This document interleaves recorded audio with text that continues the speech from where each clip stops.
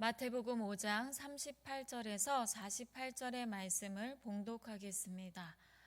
또 눈은 눈으로 이는 이로 갚으라 하였다는 것을 너희가 들었으나 나는 너희에게 이르노니 악한 자를 대적하지 말라.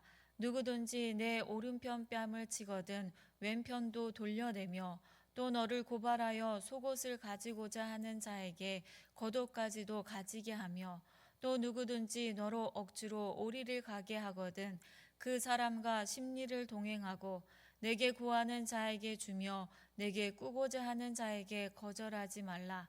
또 내 이웃을 사랑하고 내 원수를 미워하라 하였다는 것을 너희가 들었으나 나는 너희에게 이르노니 너희 원수를 사랑하며 너희를 박해하는 자를 위하여 기도하라. 이같이 한즉 하늘에 계신 너희 아버지의 아들이 되리니 이는 하나님이 그 해를 악인과 선인에게 비추시며 비를 의로운 자와 불의한 자에게 내려주심이라. 너희가 너희를 사랑하는 자를 사랑하면 무슨 상이 있으리요? 세리도 이같이 아니하느냐? 또 너희가 너희 형제에게만 무난하면 남보다 더하는 것이 무엇이냐? 이방인들도 이같이 아니하느냐? 그러므로 하늘에 계신 너희 아버지의 온전하심과 같이 너희도 온전하라. 아멘.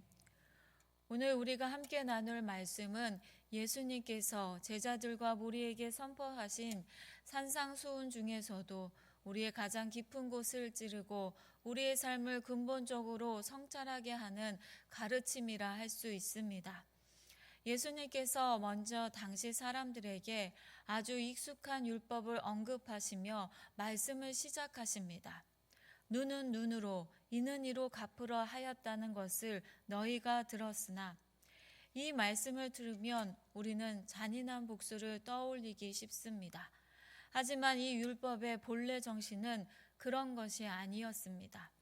고대 사회에서는 내가 눈 하나를 다치면 상대방의 목숨을 빼앗아가도 될 만큼 복수가 제한 없이 행해지던 시대였습니다. 바로 그런 시대에 눈은 눈으로 이는 이로라는 법은 너가 다친 딱 그만큼만 갚아주어라. 그 이상 과도한 복수는 절대 하지 말라는 최소한의 정의를 세우는 장치였습니다.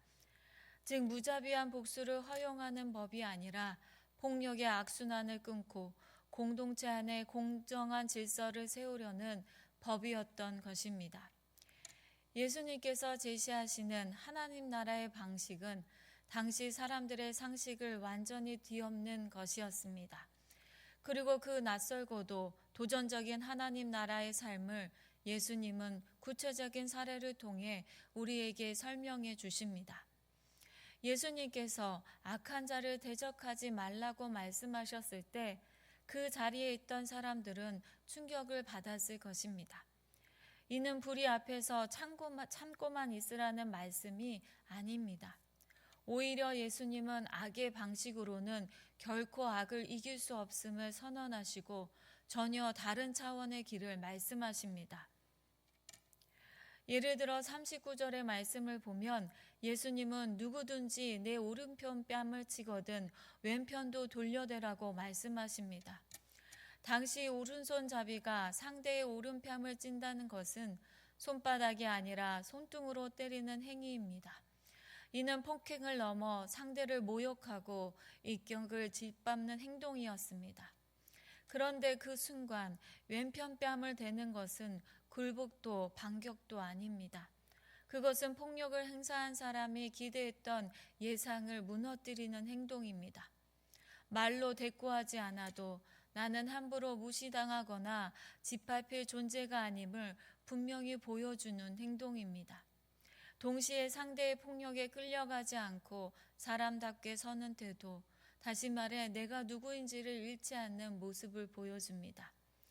공격자는 더 이상 상대를 물건이나 열등한 존재로 대할 수 없게 되며 그 순간 상황의 주도권은 폭력이 아니라 비폭력의 사랑으로 옮겨집니다.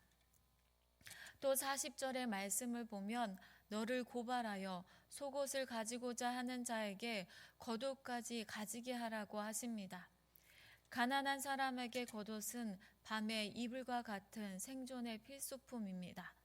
율법조차 겉옷을 밤새 빼앗는 것을 금지했습니다. 그런데 예수님은 그 최소한의 권리를 주장하는 데서 멈추지 않으시고 오히려 스스로 겉옷까지 내어줌으로 상대의 탐욕과 부당함을 세상 한가운데 드러내라고 하십니다. 이는 억울함에 매어 끌려가는 삶이 아니라 악을 폭로하면서도 악의 방식에 물들지 않는 선택입니다.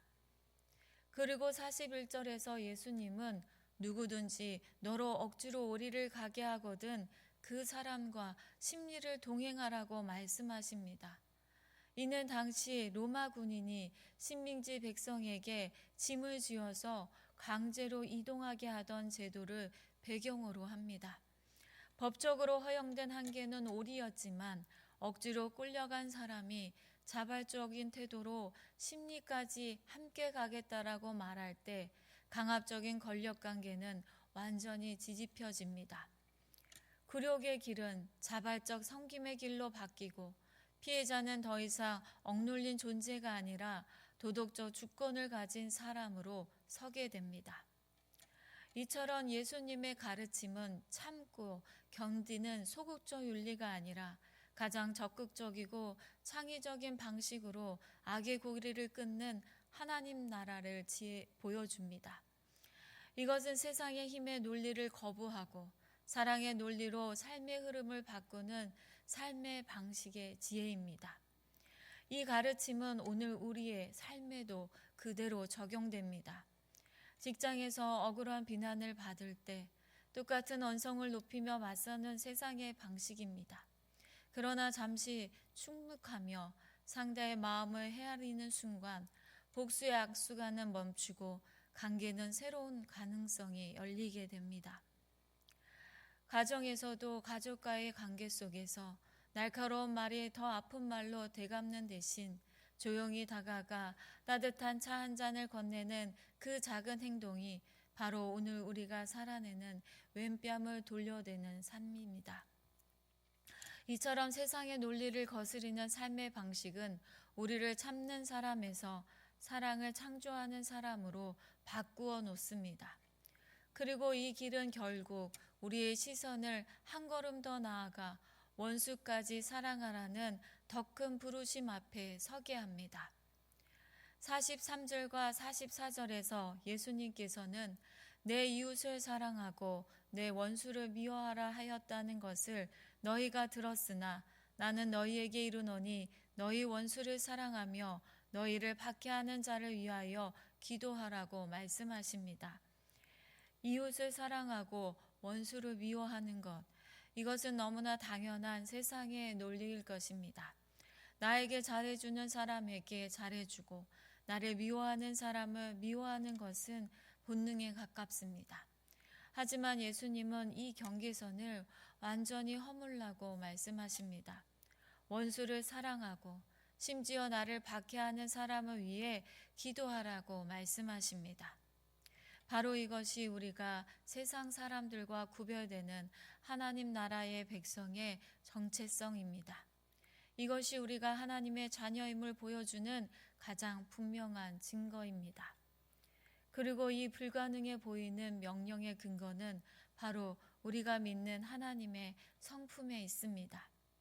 45절의 말씀을 보면 이같이 한즉 하늘에 계신 너희 아버지의 아들이 되리니 이는 하나님이 그 해를 악인과 선인에게 비추시며 비를 의로운 자와 불의한 자에게 내리신다라고 말씀하십니다. 하나님은 우리가 보기에 선한 사람에게만 햇빛을 주시고 악한 사람에게는 피하시는 분이 아닙니다. 하나님을 믿는 의로운 자의 밭에만 비를 내리시며 불의한 자의 밭은 마르게 하시는 분도 아닙니다. 하나님은 창조하신 모든 생명을 차별 없이 사랑하시며 은혜를 베푸시는 분입니다. 이것이 우리가 닮아야 할 아버지의 마음일 것입니다. 그리고 이 마음을 삶 가운데 실천하도록 부르시는 분이 바로 예수님입니다. 48절의 말씀에서 예수님은 이 모든 가르침을 한마디로 말씀하십니다. 그러므로 하늘에 계신 너희 아버지의 온전하심과 같이 너희도 온전하라고 하십니다. 여기서 말하는 온전함은 도덕적으로 흠없는 완벽한 상태가 아니라 하나님이 의도하신 계획을 이루고 맡겨진 역할을 잘 감당하며 성숙하게 성장하는 상태, 그것이 온전함입니다. 그리고 예수님께서 우리에게 보여주신 온전함으로 가는 길은 분명합니다. 세상의 정의, 즉 눈은 눈으로 머무르는 삶을 넘어서 악을 사랑으로 되갚고 오른뺨을 맞으면 맨뺨도 되며 억지로 우리를 가게 하는 사람과는 기꺼이 심리까지 동행하며 마침내 사랑의 대상을 원수에게까지 확장하는 삶이 성숙한 사랑의 여정이 바로 온전함입니다. 이것은 우리의 결심이나 노력만으로 단번에 이룰 수 있는 목표가 아닐 것입니다. 때로는 넘어지고 실패할 때도 있을 것입니다. 그러나 중요한 것은 포기하지 않는 것입니다. 우리는 하나님 은혜 안에서 성령님의 도우심을 구하며 평생에 걸쳐 자라가야 하는 신앙의 여정을 걷고 있습니다.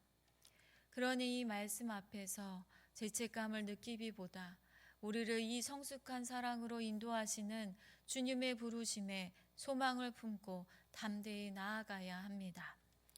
사랑하는 성도 여러분, 우리가 이 온전함을 향한 사랑의 길을 한 걸음씩 걸어갈 때 우리는 주님이 너희는 세상의 소금과 빛이라고 말씀하신 삶으로 증명하게 될 것입니다. 삶의 자리에서 나에게 상처 준 이를 위해, 그리고 나와 다른 생각을 가진 이웃을 위해 작은 기도를 시작하여 그 기도가 우리의 마음과 태도를 바꾸도록 마음을 열고 주님께 맡겨드려야 합니다.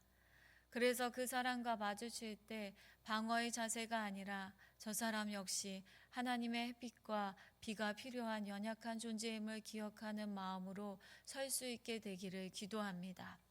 이 작은 태도의 변화가 아버지의 마음을 닮아가는 첫걸음입니다. 우리의 삶이 세상의 방식을 넘어 아버지의 온전한 사랑을 닮아 그 사랑으로 생명을 살리고 세상을 변화시키는 축복의 통로가 되시기를 주님의 이름으로 축복합니다. 기도하겠습니다. 사랑의 하나님, 세상의 방식과 힘으로 갚는 삶을 넘어 사랑으로 전하는 길을 걸어갈 수 있도록 인도하여 주옵소서. 상처 준 이들을 기억하여 나와 다른 생각을 가진 이웃들을 위해 작은 기도를 시작하게 하시고 그 기도가 우리의 마음과 태도를 바꾸어 연약한 존재로 바라보는 마음을 가지게 하여 주옵소서. 이 작은 변화가 아버지의 마음을 담는 걸음이 되게 하시고 저희의 삶이 아버지의 온전한 사랑을 담아 생명을 살리는 축복의 통로가 되게 하여 주옵소서. 주님을 붙들고 고통과 아픔 속에 있는 성도들을 위하여 기도합니다. 육신의 질병과 마음의 상처로 고통받는 성도들을 주님의 위로와 치유의 손길로 사랑으로 품어 주옵소서. 고난의 시간을 보낼 때에도 낙심하지 않게 하시고 보이지 않는 곳에서도 일하시는 하나님을 신뢰하게 하옵소서. 오직 주님만을 붙들고 믿음의 길을 걸어가게 하옵소서. 예기치 않는 아픔과 고통 속에 있는 성도들이 주님의 깊은 위로를 경험하게 하시고 천 평안으로 인도되게 하옵소서. 가정을 주님의 은혜로 붙들어 주셔서 우리의 가정이 복음으로 하나 되게 하시며 세상의 유혹과 어려움 속에서도 믿음으로 담대히 승리하게 하옵소서. 우리의 자녀들을 축복하여 주옵소서. 세상을 살아가며 나아갈 때 하나님의 은혜로 보호받고 세상을 의지하지 않고 오직 하나님을 힘과 소망으로 삼아 믿음과 기도로 살아가는 자녀들이 되게 하옵소서. 주님, 다가오는 주일 예배를 위해 마음을 준비하게 하시고 성도들이 온전히 주님 앞에 나아가 예배를 통해 삶이 새로워지게 하시고 주님의 뜻을 따라 축복의 통로로 쓰임받게 하옵소서. 예수 그리스도 이름으로 기도합니다. 아멘.